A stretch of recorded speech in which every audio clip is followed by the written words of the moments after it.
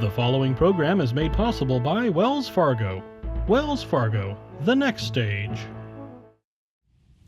Consistently, Peninsula residents rank as their two greatest concerns the shortage of housing and the abundance of traffic. We take an in-depth look at both these difficult issues with two local political leaders who are trying to provide some solutions. The game is our way of life. The game is on.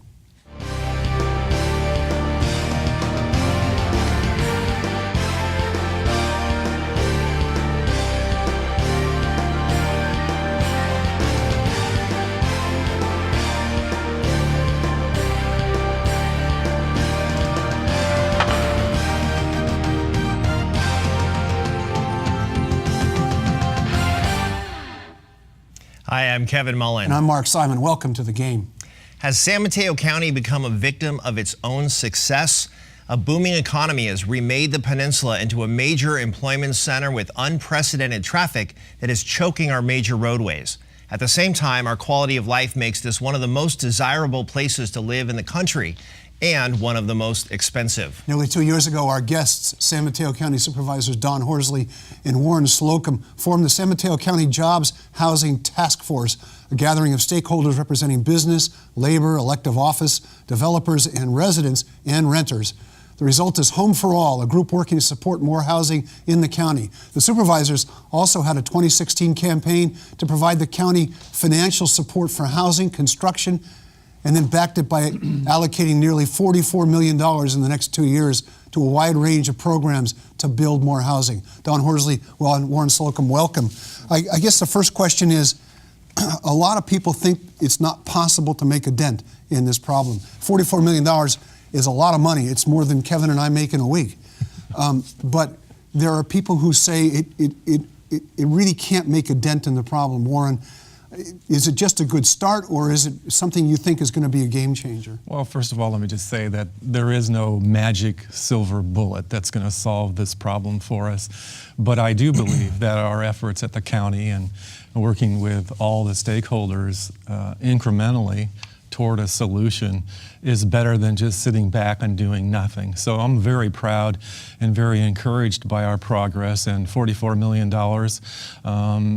is a big step, and so I'm positive about it. I don't think that we're going to solve the problem totally, given the fact that we have open space that's protected. The amount of land to develop is limited. The large amount of acreage that's left in the Bay Area is probably up in Brisbane and the Baylands, but other than that, it's infill development for the most part, but I'm very encouraged and positive. Yeah. Well, let me just add something about that too, is that it's $44 million for 2 years, but remember that Measure K goes on for 20 years. So the fact of the matter is that we're going to be able to put that money in on a regular basis for the next 20 years. Now, we didn't get into this overnight, and we're not going to get out of it overnight as well. But that funding stream is going to be there for a number of years. So it's going to take us, some time to be able to catch up. Let's talk a little bit about how we got where we are. Clearly we have a housing crisis, although I always worry that those who have housing don't think we have a crisis. But sort of what are the factors that drove us to this place where housing costs are so high and the amount of supply is so low? Go ahead. Both You're the president. Yeah, okay. Well, the reality is that we have so many. We really have the innovation economies really starts in the Bay Area. So we've got Stanford one end, University of California other end, and we've seen the explosion of jobs. We talk about. I know San Francisco talks about being a biotech center in Mission Bay.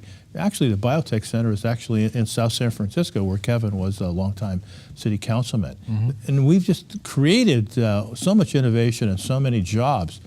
But I just go back that we've, to some extent, had this problem for a long period of time, but I think we didn't really pay that much attention to it until fairly recently because of the really explosion in the economy. But I can point out, when I was a sheriff, I was having a difficult time recruiting deputy sheriffs.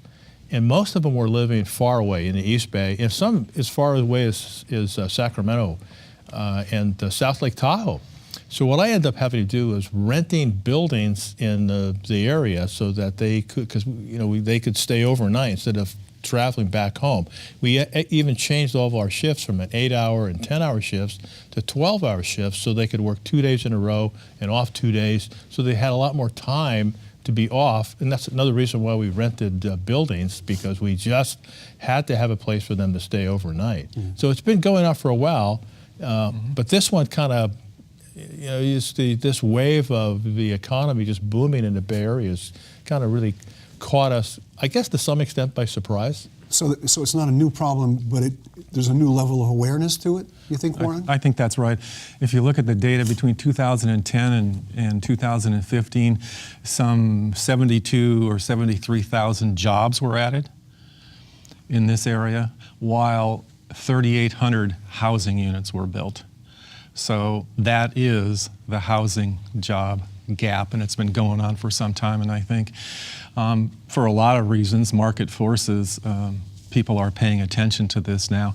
Just talked with last night some hotel workers and what's happening to them in San Mateo County. And it really struck me that in San Mateo County, as you said, the folks that have the housing don't see the problem, but those hotel workers are really feeling the pinch. And what's happening is this, I don't want to use the word overstated, but mass exodus from San Mateo County for housing prices and people seeking cheaper ways to live. So they're commuting even farther than they used to. Absolutely. Yeah. Well, I'll point out something. Because Warren and I both track through the assessor's office, office buildings and future industrial sites and future manufacturing. And we know from our assessor's office that there's about 20 million square feet of office and commercial space that is being proposed in the near future. That means there could be a lot more jobs. And for every high-tech job, there are 4 service workers. So we know that with 20 million square feet of commercial and office space, we're going to end up with a lot more employees. We were talking to the people from South San Francisco the other day, and I suggested that there was going to be probably an additional about 14,000 jobs in that city in the next few years, and they said, oh no, 18,000 jobs. Mm-hmm. And, we just had a small business roundtable in my office, and the #1 issue raised by local employers was the inability to find a workforce or keep the workforce because of the housing crunch. And I just wanted to ask about sort of the public recognition. We've touched on this, but Mark said if you have a home, maybe you don't realize there's a crisis. Mm-hmm. What I have seen is that there is indeed a growing recognition when the polling comes out about what's on people's minds. So I think this has finally penetrated. People have heard about it enough, and it's maybe affecting people they know or their kids who can't live here. So is the political will there now with the public recognition to actually be bold on this issue in this county where we have this jobs housing imbalance? Mm-hmm. But we actually find that city councils have come to that conclusion as well. And people are starting to recognize that it is in their self-interest to have more housing. And again, like you were talking about their children having a place to live, but there's also when their children are going to school, and if their teachers don't have a place to live and there's shortage of teachers. In fact, one of the school districts was telling me that 1/3 of their teachers left at the end of the year. Mm-hmm. They have to replace them. Where do you get them? They can't afford to live in San Mateo County. When the average salary for a teacher is $50,000, and it probably takes an income of about $200,000 to buy a house. Actually, I think it's about $250,000 a year to buy a house, $1.2 million house, which is the average price of the house. Mm-hmm. So when houses are not available, that means that more people are in the rental market. More people in the rental market mean that the rents go up, and so we're in this spiral. We're going to hold that thought. We're going to take a quick break. Stay with us. We'll be right back.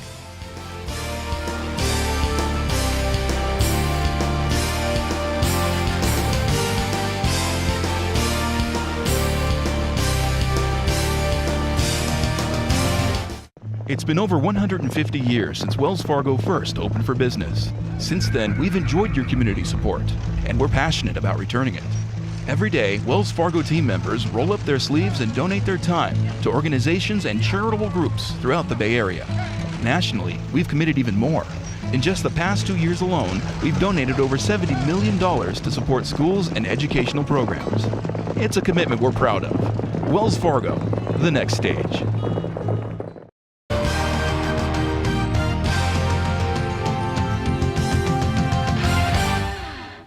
Welcome back to the game. I'm Mark Simon. He's Kevin Mullen. Over here we have two members of the San Mateo County Board of Supervisors, Warren Slocum and Dawn Horsley. We were talking about sort of what's driving this crisis, and Warren, you wanted to make a couple of... I did, thank you.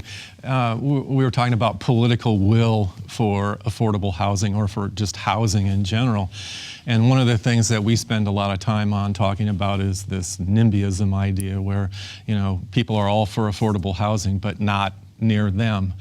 And I think one of the most positive things that came out of Home for All, which is being basically led by Jessica Mullen, some relation to Kevin, is the idea that we would try in a couple of cities different approaches with a group of consultants that we've hired, where you start talking to community before the development is actually going through the process, to try to soften some of this NIMBYism, and that hasn't taken off yet, hasn't been implemented yet, but we're seeking a couple of cities to do this, and it'll be very interesting to see the results of that, because it is a new approach to try to soften this NIMBYism argument that we all face, and it sometimes is just a brutal conversation, frankly. So identifying allies early Yes. in the process, and having a little army there to counter some of the negative That's exactly right. anti-messages. I think it makes a lot of sense. I just wanted to ask about the role of the county. Not only are you looking to build units in unincorporated San Mateo County, but it's really the county as playing the role of convener or catalyst or policy leader for the cities in the county. Can you just talk a little bit about the importance of that role for the county as kind of the leader on this charge? Well, I guess that's one of the reasons we formed this task force. So we switched from the Jobs, Housing, Gap Task Force to Home for All, and really wanted to make sure all of our cities involved in this. And we've actually, through our staff, and Jessica Mullen's been really active in this, and we've gone to all the city, or she's gone to all the city councils and had them buy onto this, the project of Home for All. So I think we've actually worked really hard to be able to get cities involved in this, as well as obviously the county. The county, unfortunately, we don't really have. Most of our areas are pretty much open space, and we only have kind of small pockets of area that are ripe for development. Most of the real development actually is going to occur with an infill within cities. And so one of the things that with our $44 million that's going to be going over the next couple of years, and as I said, it's going to be going on for about 20 years, we're making that available to cities. The other thing we are doing is we're asking cities to look at some policies, for example, having called ADUs, which is accessory dwelling units, so that maybe you're, maybe as you get older, or as the homeowner gets older, they could, if they want to have their kids in an ADU, or if they're willing to rent it out to some service worker. We've also asked them to look at things like impact fees, because obviously when businesses come into that town, it's going to have an impact on traffic and an impact on housing. So if they would impose these impact fees to be able to use that funding to build affordable housing. So we've really worked with cities to develop policies, to some extent some revenue sources, and actually worked with them to see if we could pool some of that money, again, because some cities might have not a lot of money, but if you can pool it, you'll have enough to be able to really get some affordable housing moving. A couple of other examples about the county's role in all this, I think, not only as convener, but through President Horsley's leadership, the Board of Supervisors was able to make a $5 million loan to HART, the Housing Endowment and Regional Trust, which that $5 million loan will serve as seed money for developments. But one of the reasons that we did that was to show leadership and how other cities might want to follow suit to invest in HART and the important role that they play in San Mateo County. And I just saw last night, thanks to, I think, Supervisor Horsley's leadership, Daly City is reconsidering coming back to Hart, so that would be a great thing. And the other thing I would say about the county's role is there are these pockets of hope. In my district, the 4th district, there's a nun whose name is Sister Christina, who has really done a lot in her neighborhood to develop affordable housing. And I think one of our roles is to help and encourage and reach out to those kind of folks that are really making a difference neighborhood by neighborhood. Yeah, she's a force of nature. Yes, she is. It's one of the things that we are doing is we're asking cities and school districts to look at surplus land. Yeah. And school districts are really interested in that. In fact, Hart, the housing endowment organization that both of us are part of, we're working with the school district in Pacifica. They have a closed campus that they are proposing building, I think 45, I think actually there are 45 units, but I understand the other day that the subscription for those units is so great that they're considering making it to 65 units.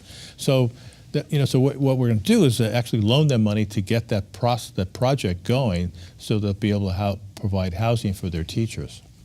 We talked a little bit about essentially neighborhood and residential opposition.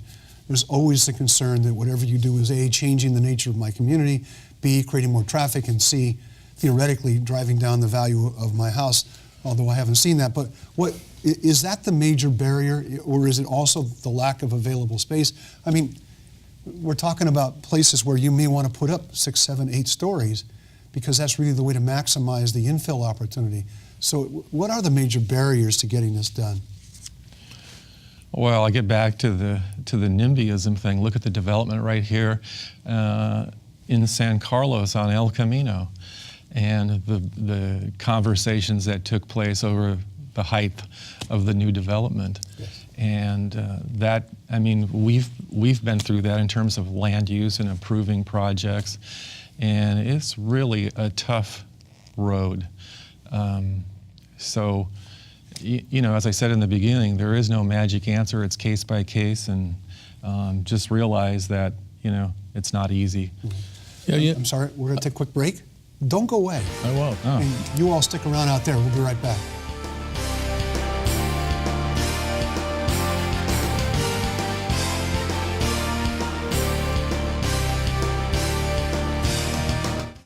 It's been over 150 years since Wells Fargo first opened for business. Since then, we've enjoyed your community support, and we're passionate about returning it. Every day, Wells Fargo team members roll up their sleeves and donate their time to organizations and charitable groups throughout the Bay Area. Nationally, we've committed even more. In just the past 2 years alone, we've donated over $70 million to support schools and educational programs. It's a commitment we're proud of. Wells Fargo, the next stage.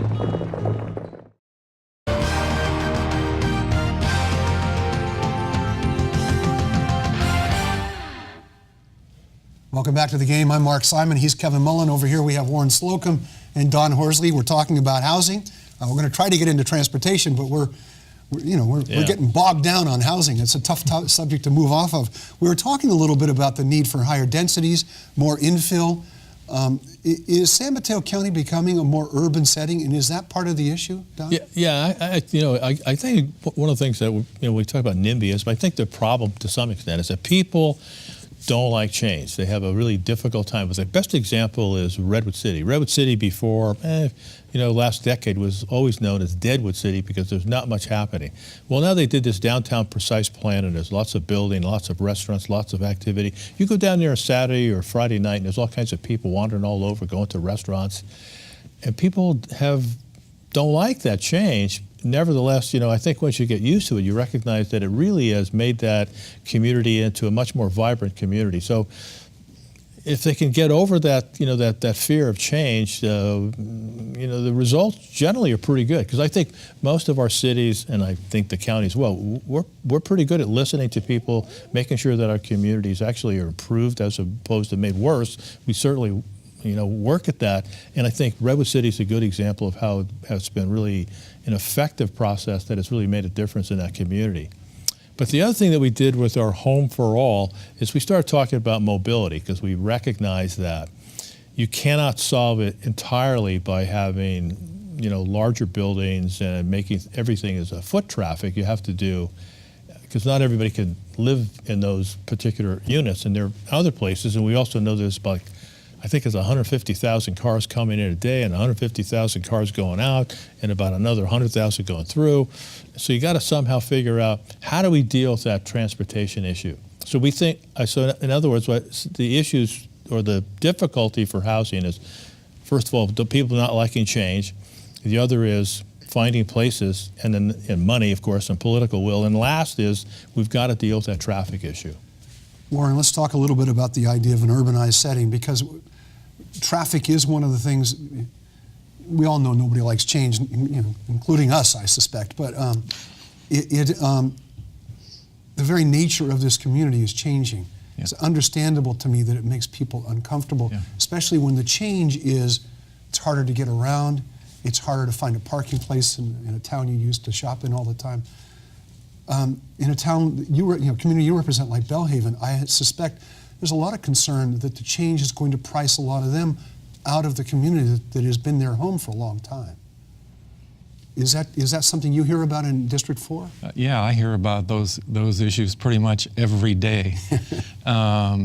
People, want to share their stories. I talked to a woman the other day who their family works in East Palo Alto, but they got pushed out because of home prices. They moved to Stockton. Oh. Every day, they're up at 4. The family is up at 4 o'clock. Get ready, get in the car, drive that corridor, come over the bridge to work at a minimal job in East Palo Alto. That's not uncommon. Used to be that, we were the jobs were in the northern part, San Francisco, Oakland.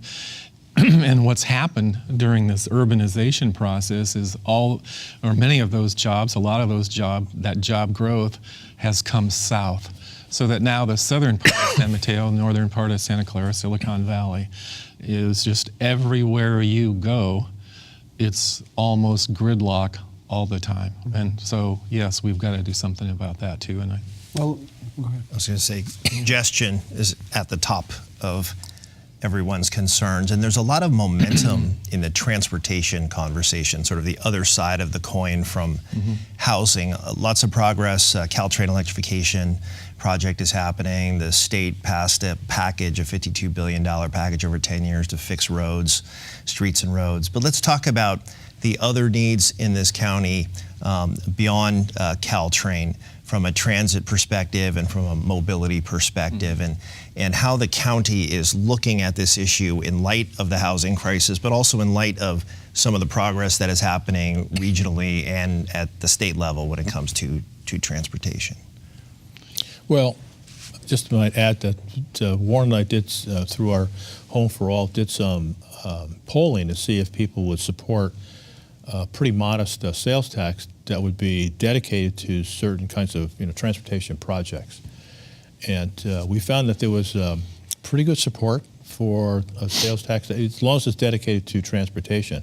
And the things that I think that, my district is mostly the coast side, but I do have San Carlos, Pacifica, and I have the same kind of stories that, in fact, in my case, I have families that are completely broken apart, where the son is living someplace in the Half Bay, and the dad's in San Francisco, and the mom's in San Jose, because they're really basically couch surfing. But nevertheless, going back to transportation, is if we could solve that the crunch and the traffic on Highway 101 and on some of the bridges, I think we can deal with a lot of the NIMBYism. I think if you could improve things like public transportation, and take a lot of those cars off the roadway, so that people are not, feel like they can't get downtown, or they can't get to where they want to go, or getting to work is going to take them 2 hours. If we can deal with that, and I think that that will really help us immeasurably and be able to build more housing and actually improve the quality of life in the peninsula. Warren. Yeah, well, I sit on the Metropolitan Transportation Commission, and Assemblymember Mullen used to be there, and so he certainly understands how some of that works. But with that hat on, I look at the issue of transportation regionally, And the thing I'm always saying about the vision is Sacramento to the Silicon Valley in 60 minutes. Now, we're a long way away from that, but a lot of the infrastructure is there to do that if the funding is there, if the political will is there. And as you know, one of my favorite talking points is the Dumbarton Rail and Bridge corridors, which I think, if you ask 12 people about the Dumbarton corridor, whether it's the bridge or the rail, you'll get 12 different opinions. But it's the missing link in this regional sort of transportation network that's going to make it easier for the family that I mentioned from Stockton, for instance, should they choose to get to the Silicon Valley to their job in a short amount of time. One of the changes that's taking place, and we have just a few seconds left, but I'd like your reaction to this, Warren. San Mateo County used to sort of be on its own. It was a place where you didn't worry about what was happening outside its borders. That's not the case anymore, is it? Absolutely not. I mean, I think because of that job growth and the market conditions that are here, we have to play a leadership role in this transportation and housing issue. And certainly the Bay Area Caucus, and under the leadership, I think, of Phil Ting and, of course, Kevin Mullen, have done a great deal in terms of bringing funding potentially to the region to close that gap.